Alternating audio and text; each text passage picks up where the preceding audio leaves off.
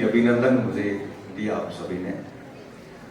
सर्वप्रथम मां सरस्वती को वंदन करता हूं और विश्व भर में सनातन संस्कृति की पहचान स्थापित करने वाले पुरोधा स्वामी विवेकानंद जी को श्रद्धा सुमन अर्पित करता हूं। अखिल भारतीय विद्यार्थी परिषद के सानिध्य में आयोजित हो रहे आज के इस कार्यक्रम, जिसका नाम स्वयं की खोज दिया गया है, इस कार्यक्रम के इस मंच पर विराजमान आचार्य श्रेष्ठ कुलगुरु मनोज दीक्षित जी, मेरे साथ में विराजमान दिलीप जी, आदित्य जी और सभी साथी, सामने विराजमान सभी विद्यार्थीगण और बाहर से आए हुए सारे अभिभावकगण और जितने भी विश्वविद्यालय के विद्यार्थी हैं, वो सभी लोग पिछले कई दिनों से अपने प्रयासों के द्वारा कार्यक्रम को कोऑर्डिनेट कर रहे हैं, क्योंकि कार्यक्रम करना बिल्कुल भी आसान कार्य नहीं होता। ये बात हम हर दिन समझते हैं इस चीजों को। क्योंकि हम जब बोलना शुरू करते हैं तो कब 30 मिनट, 40 मिनट, 50 मिनट हो जाते हैं, समझ में नहीं आता। तो चिट्ठी आए उससे पहले मैं मेरी बात समाप्त करने की कोशिश करूंगा पर मैं साथी को कहूंगा तो चिट्ठी मत देना, मुझे अच्छा नहीं लगेगा क्योंकि फिर मेरा कॉन्फिडेंस डाउन हो जाएगा। फिर भविष्य में कभी किसी मंच पे जाऊंगा तो चिट्ठी का डर हमेशा रहेगा। पिछली बार सर क्या हुआ था कि कार्यक्रम था, सर अपन पवन जी साथ में थे, महाराणा प्रताप जयंती पर प्रोग्राम था, मैं मुख्य वक्ता था। तो मेरे से पूर्व सभी को चिट्ठी मिली तो मुझे भी डर लगा कि चिट्ठी आ जाएगी, और मैंने मेरी बात जैसे शुरू करी तो चिट्ठी सच में आ गई। जैसे चिट्ठी आई तो मैंने चिट्ठी को देखा नहीं और मुझे लगा मुझे बात पूरी करनी चाहिए जल्दी से। चिट्ठी में जनरली यही होता है कि सर अपनी समय सीमा का ख्याल रखें, तो मैंने मेरी बात 14 मिनट में पूरी कर दी। बात पूरी करने के बाद में सारे कार्यकर्ताओं ने कहा सर आपने बात पूरी क्यों की जल्दी इतनी, आपको थोड़ा और सुनना था। मैंने कहा तो चिट्ठी भेज दी। तो सर हमने चिट्ठी में ये लिखा था थोड़ा समय और लेना, इसकी चिट्ठी का बात नहीं है, थोड़ा समय और लेना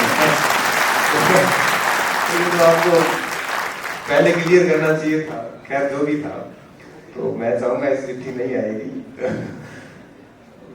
बात शुरू करूं उससे पहले मैं बता दूं कि देखो, मैं तो एक विद्यार्थी हूं और जितनी सारी उपमाएं दी गई ये सारी आप लोगों ने गढ़ी है। मैं सिंपल सा एक स्टूडेंट हूं और बस परीक्षा पास की तो गवर्नमेंट जॉब में आ गया।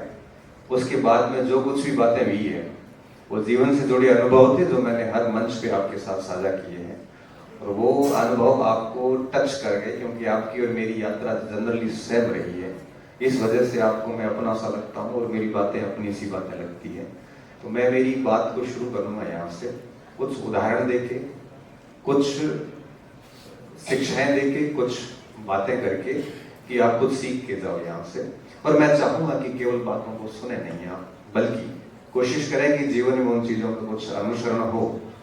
और हाँ, जो कुछ बोल रहा हूँ वो सारी वो बातें हैं जो जीवन में हमने अपना ही है, उसमें एक भी हवाई फायर नहीं है, ग्रहण धरातलीय बातें हम करेंगे आज से। देखो, विषय है स्वयं की खोज।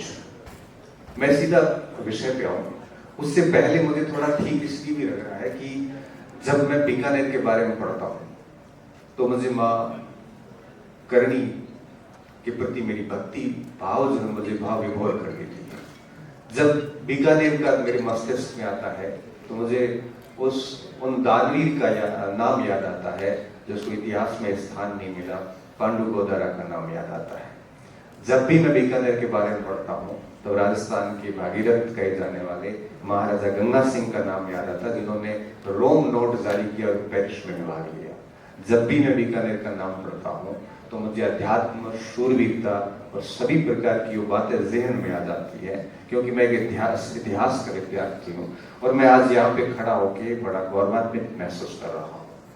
इस वजह से कि आपने मुझे यहाँ आमंत्रित किया, तो मैं सबसे पहले अखिल भारतीय विद्यार्थी परिषद का धन्यवाद दूंगा कि मेरे अंदर 2006 में जो अखिल भारतीय विद्यार्थी परिषद के जो बीज आए थे उनको आज भी आपने जिंदा रखा और समय समय पे मुझे याद करते रहते हैं, तो अपना जो ये जुड़ाव हमेशा बना रहे हैं। स्वयं की खोज विषय पे जब मैं आता हूं तो मुझे लगता है कि जो पराधीनता की परिभाषाएं हैं, पराधीनता मतलब होता है गुलामी। पराधीनता की परिभाषा एक ये भी होती है कि जब हम किसी दूसरे के विचारों से चल रहे होते हैं, जब हम ऐसे कार्य कर रहे होते हैं जो दूसरों को खुश करने के लिए हो, जब हम उन प्रभावों में होते हैं जो दूसरे विचारों से आते हैं, जब हम दूसरों को देखते हुए कार्य करते हैं, तो मैं मानता हूं कि हम पराधीन हैं। और पराधीन व्यक्ति कभी भी स्वयं का विकास नहीं कर सकता, स्वयं की खोज नहीं कर सकता। तब मैं हर बार कहता हूं कि हमें आत्ममंथन करना चाहिए, हमें हमारे कार्यों पर विचार करना चाहिए, हम जो कर रहे हैं उसके बारे में सोचना चाहिए, हमारे जो विचार हैं उसके ऊपर हमें चिंतन करना चाहिए।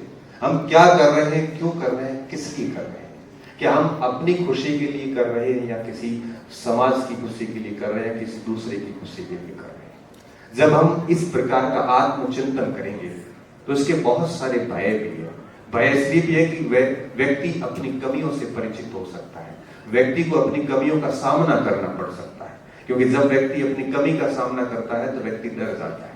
मुझे लगता है कि हमें इस प्रकार के आत्मचिंतन करने चाहिए जिससे कि हम स्वयं की खोज कर सकें।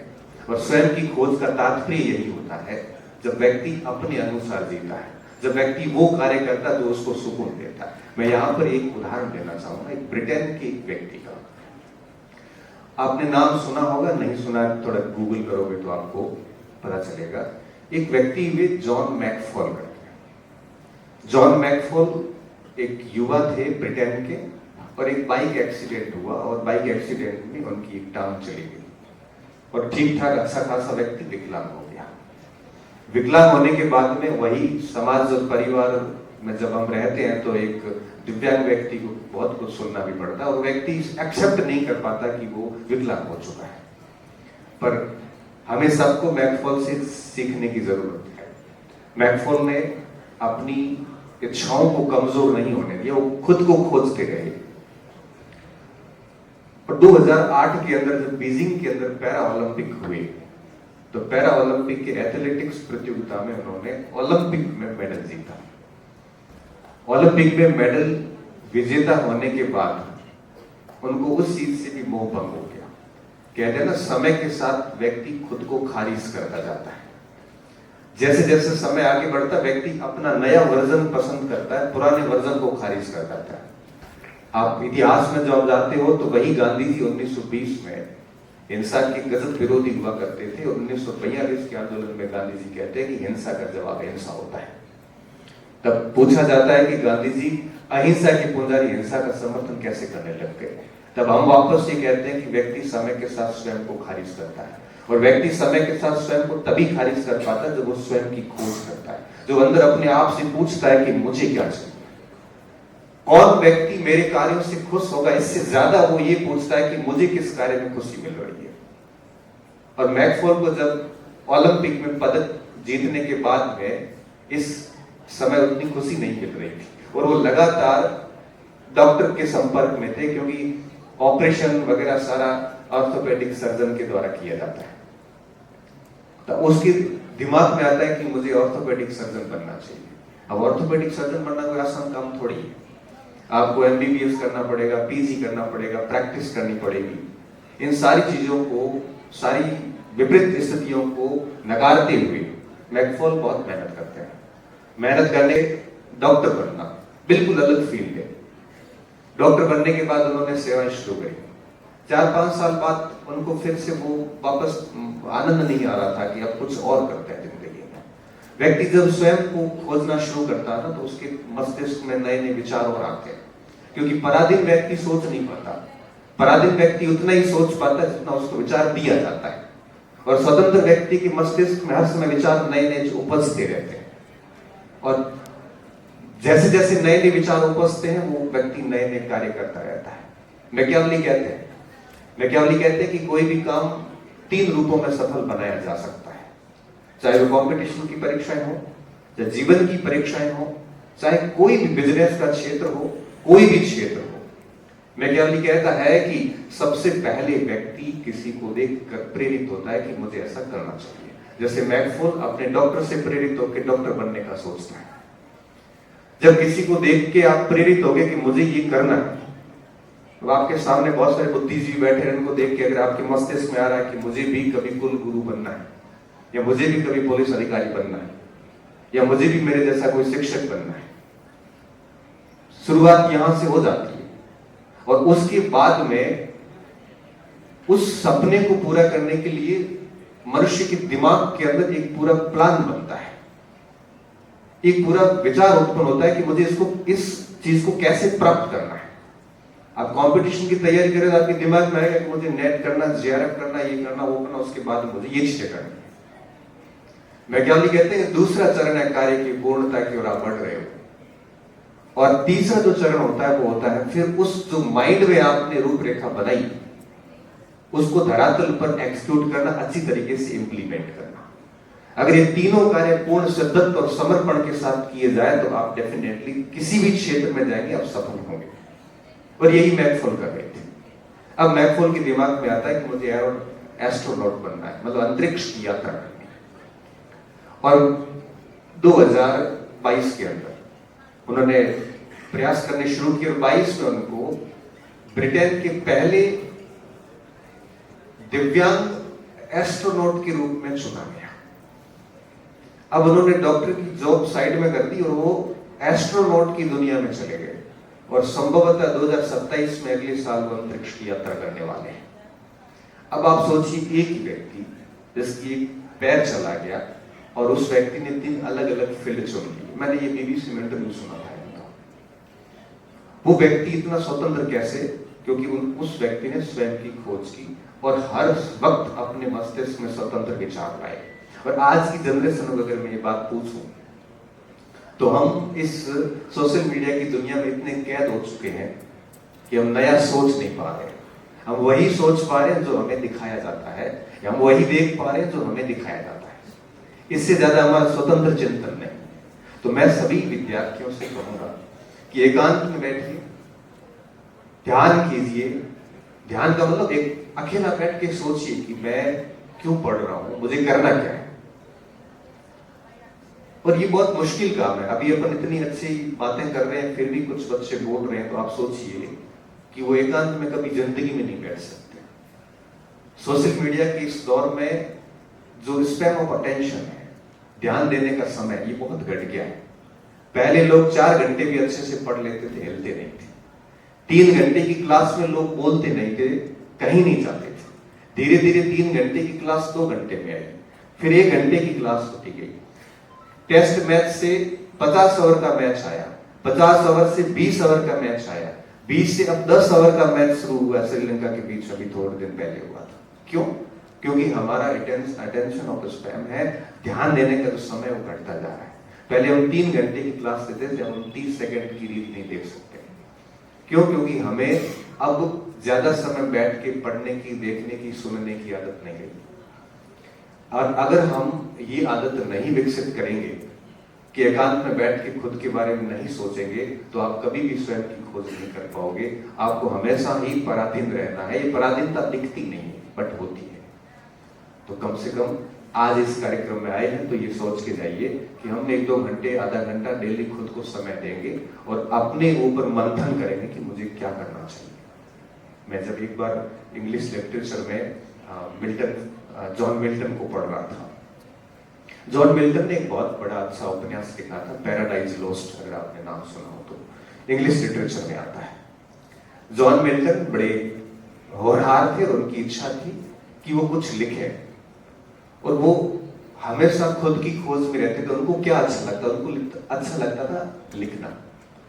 उन्होंने इतना पढ़ा लिखने के लिए कि उनकी कहते हैं आंखें चली गई। जॉन मिल्टन अंधे हो गए। अब पढ़ तो लिया, जब लिखने का वक्त आया उस समय जॉन मिल्टन अपनी आंखें खो चुके थे।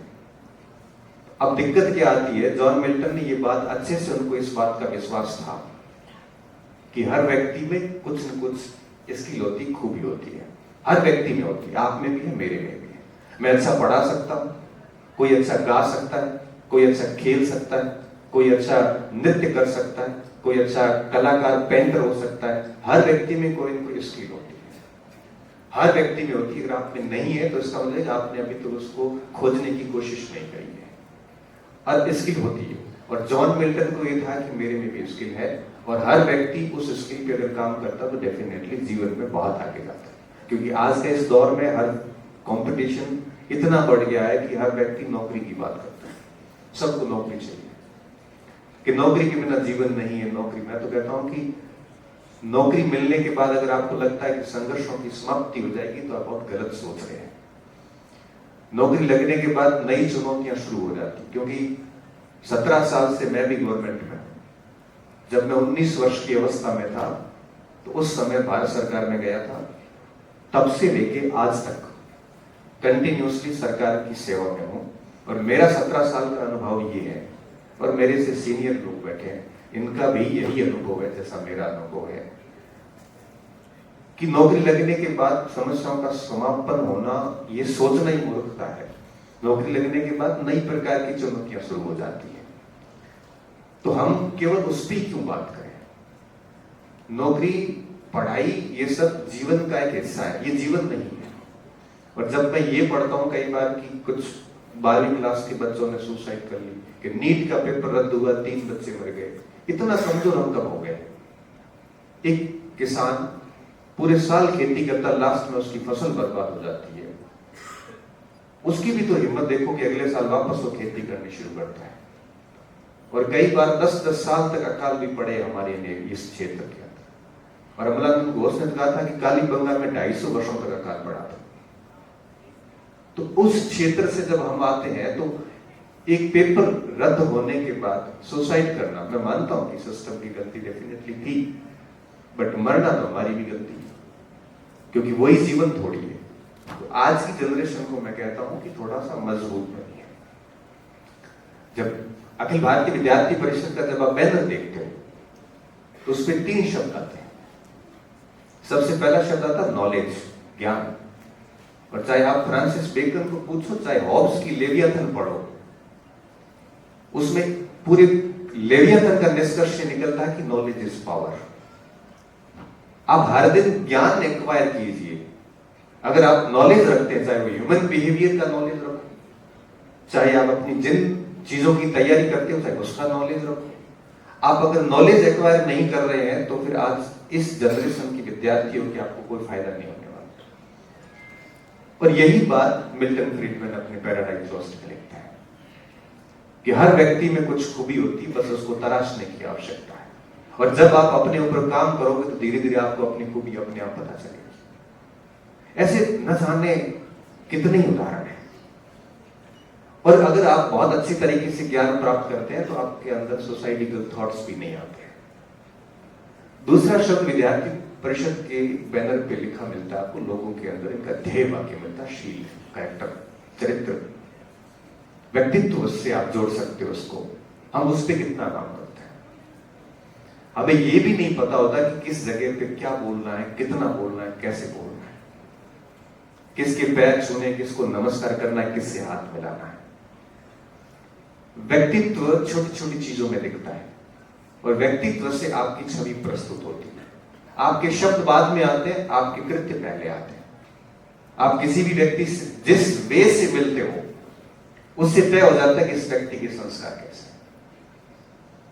और आज की जनरेशन को जब मैं देखता हूं, क्योंकि जब कॉलेज में हम पढ़ाते हैं और मेरे पास हजारों बच्चे पढ़ रहे हैं, और मैं बच्चों को एक ही बात सिखाता हूं, बेटा विनम्र रहो, बड़ों को नमस्कार करो, उनके झुक के पैर छू लो, कोई दिक्कत नहीं है। बहुत अच्छे से बात करो उनके साथ में। किसी से विचार नहीं मिलता है तो कम ही बात करो, मगर करो। जितना व्यक्तित्व पे काम करोगे उतना ही कृतित्व अच्छा होता है। पढ़ाई हो ना हो ये अलग इश्यू है। आज की जब मैं जैन जी को देखता हूं तो बहुत क्रिएटिव है, दिमाग बहुत चलता है, पर मैं चाहता हूं कि ये दिमाग थोड़ा क्रिएटिव वे में यूज किया जाए। फिर मैं जैन जी को वापस देखता हूं तो थोड़ा सा मुझे आधुनिकता के चक्कर में कई बार हम संस्कारों को भूलते हुए नजर आते हैं। कई बार मैं बीच में दिल्ली गया यूनिवर्सिटीज में मेरा प्रोग्राम था, एक दो बच्चे हाथ मिलाने लगे, मैंने कहा नहीं सॉरी, हम इतने आधुनिक नहीं हो गए कि आपका शिष्य आपसे हाथ मिलाए। मैं इस व्यवस्था का विरोध नहीं करता, पर मैं ये चाहता हूं कि स्टूडेंट और टीचर भले मित्रवत रहें, लेकिन सम्मान होना चाहिए। बिना सम्मान के आप गुरुजन से कभी सीख नहीं सकते। जब तक आप उनके गुरुजनों के लिए आपका सम्मान बहुत अधिक होगा, तो आप उनकी हर एक वाक्य को आप यूं तकरीर के रूप में लेंगे जैसे ये आपके लिए जीवन दिशा देने वाला है। तो अच्छा व्यक्तित्व विकसित कीजिए, अच्छी पढ़ाई कीजिए, तो उससे ज्ञान मिलेगा। और तीसरा शब्द है एकता, यूनिटी। एक रहेंगे तभी सारी चीजें चलेगी, नहीं तो आपको इतिहास जब पढ़ते हो, आंग्ल मराठा युद्ध पढ़ते हैं, जब तीसरा आंग्ल मराठा युद्ध पढ़ते हैं तो उसमें मराठों की हार का कारण था, अंग्रेजों को पता जब चल गया था कि मराठे ऐसे तो नहीं हारेंगे, तब उन्होंने मराठों को की एकता भंग करने का प्रण लिया। और एकता ऐसी भंग करी कि सिंधिया अलग हो गए, पेशवा अलग हो गए, गायकवाड़ अलग हो गए, होलकर अलग हो गए, और ऐसे करते करते अंग्रेजों ने एक एक को अलग अलग करके सभी को हरा के और पूरे मराठवाड़ा पे कब्जा कर लिया। और यही बात रोम के अंदर आती है। इतिहास के अंदर जितने भी आप एग्जाम्पल देखोगे, तब आपको पता चलेगा कि जब जब एकता विखंडित हुई है, तब तब वो पराधीन हुए। यही बात भारत का इतिहास उठा के देखोगे, तो जब विदेशी आक्रांता भारत आते हैं, तो हमारे अंदर एकता का बहुत अभाव था। तो मुझे लगता है चाहे परिवार हो, चाहे समाज हो, चाहे राष्ट्र हो, हमें हमेशा हमारे अंदर एकता बना के रखना। तो इस 3 ध्येय वाक्य जो मैं कहता हूं, आप भली विद्यार्थी परिषद के सदस्य नहीं है, कोई फर्क नहीं पड़ता, लेकिन हमें अच्छे विचार लेने चाहिए। यही स्वामी विवेकानंद जी कहते थे। स्वामी विवेकानंद जी कहते थे, स्वामी विवेकानंद जी में और राजा राम मोहन राय के विचारों में यही फर्क था। राजा राम मोहन राय के जो विचार थे वो पाश्चात्य संस्कृति की ओर बहुत अधिक थे। पर स्वामी जी के विचार भी थे, पर स्वामी जी ने क्या बात कही थी कि हमारी सनातन संस्कृति बेस्ड है, वहां गुरु के द्वारा शिष्य का साथ दिया जाना और शिष्य के द्वारा गुरु का सम्मान दिया जाना बेस्ट है, यूरोपियन पद्धतियों से बहुत अधिक आगे। पर वो कहते थे कि हमें पाश्चात्य संस्कृति की वो बातें अपनानी चाहिए जो हमारे लिए ज्यादा फायदेमंद है।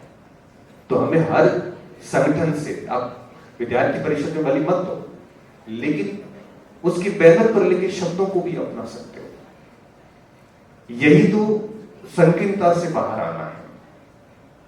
तब कहते हैं कि हमें स्वयं की खोज करनी चाहिए, तभी हम इन चीजों के बारे में समझ पाएंगे। और एक बात हमेशा ध्यान रखना कि स्वयं की खोज कोई एक दिन की यात्रा नहीं है, ये सतत यात्रा है, पूरी जीवन में ये चलता रहता है। मैकफॉल का जैसे मैंने उदाहरण दिया। और जब स्वयं की खोज करते हैं, तभी व्यक्ति को पता चलता है कि उसके जीवन का उद्देश्य क्या है। महात्मा बुद्ध चक्रवर्ती सम्राट बन सकते थे, महात्मा बुद्ध एक अच्छे खासे राज्य का शासन संचालन कर सकते थे, फिर उन्होंने अध्यात्म क्यों अपनाया। संत मीराबाई जिस सभागार में आज आप बैठे हो, वो चाहते तो मेवाड़ के अंदर महारानी की हैसियत से पूरे मेवाड़ पर एक अच्छा प्रभाव स्थापित कर सकते थे, फिर उन्होंने संतों का सानिध्य क्यों लिया? क्योंकि वो उनके स्वयं की खोज थी, उनको उसमें अच्छा लग रहा था। और स्वयं की खोज करके वो जिस फील्ड में गए, इसीलिए हम संत मीरा को याद करते हैं। संत मीरा का नाम इसीलिए है कि उन्होंने स्वयं की खोज करते हुए वो कार्य किया जो उनको पसंद था। इसलिए आज के इस पूरे कार्यक्रम में आप सभी विद्यार्थी जो यहाँ पे आए हैं, मैं चाहता हूं कि आप जितने भी विद्वानों को सुनो, उनके विचार ग्रहण करो और अपने जीवन में उनको लागू करो, क्योंकि इनके मुख से, श्रीमुख से जो भी विचार निकलते हैं वो किताबों से नहीं है, वो उनके ठोकरों से हैं, वो उनके जीवन के अनुभव हैं, और वो आपको मुफ्त में मिल रहे हैं, तो निश्चित तौर पर उसको जीवन में लागू करना चाहिए। तो मैं इसी उम्मीद के साथ मेरी बात को समाप्त करूंगा कि आप बहुत पढ़ेंगे, बहुत चरित्रवान बनेंगे, अपने व्यक्तित्व का विकास करेंगे, स्वयं के बारे में सोचोगे, स्वयं की खोज करोगे, न कि पिछलकू बनोगे। पिछलकू कभी नहीं बनना चाहिए, क्योंकि एक ह्यूमन आइडेंटिटी है आपकी, और इस आइडेंटिटी को अगर आप खत्म कर देते हो तो आपका अस्तित्व ही खत्म हो जाता है। मैं 4 पंक्तियों के साथ मेरी बात को समाप्त करना चाहूंगा कि इंसान खुद को पहचानता कब है। इसी से जुड़ी हुई है कि इंसान खुद को पहचानता कब है, अपनी ताकत को जानता कब है। और आगे लिखते हैं कि देवता को धरा पर ला सकता है, देवता को धरातल पर ला सकता है, अपनी क्षमता को मानता कब है, अपनी क्षमता को मानता कब है। डरा डरा रहता है सबके सामने, डरा डरा रहता है सबके सामने, और साहस से सीना तानता कब है, साहस से सीना तानता कब है। और शत्रु से मुकाबला जरूरी है, लेकिन शत्रु से मुकाबला जरूरी है, लेकिन लहू से खुद को शांता कब है, लहू से खुद को शांता कब है। हर युवक विवेकानंद हो सकता है, हर युवक विवेकानंद हो सकता है, वह अपने घेरों को लांघता कब है। इसलिए मुझे लगता है कि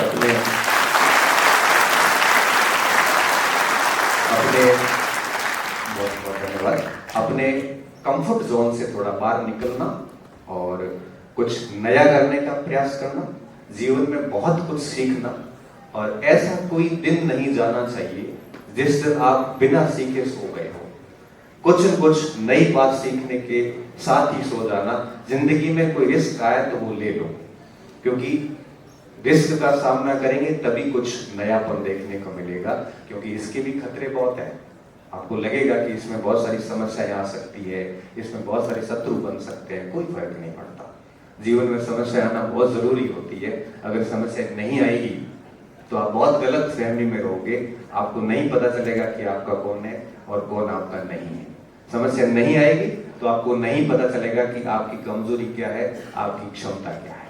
समस्या अगर नहीं आती है तो पता नहीं चलेगा कि समाज से, दुनिया से किस तरह से उसको फेस करना है, समस्याओं का सामना कैसे करना है, ये आत्मबल आप में कभी नहीं आएगा।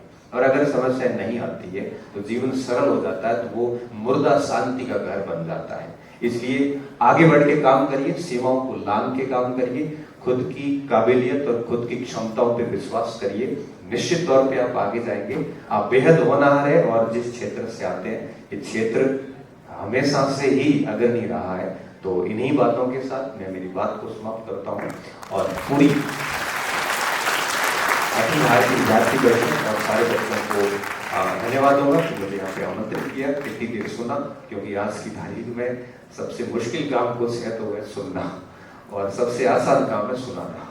वो किसी भी एंगल से आप देख सकते हो, सुनाना बहुत आसान काम है, सुनना बहुत मुश्किल है। आपने बड़े ध्यानपूर्वक तरीके से सुना, इसके लिए मैं आभार व्यक्त करता हूँ। जय हिंद, जय भारत।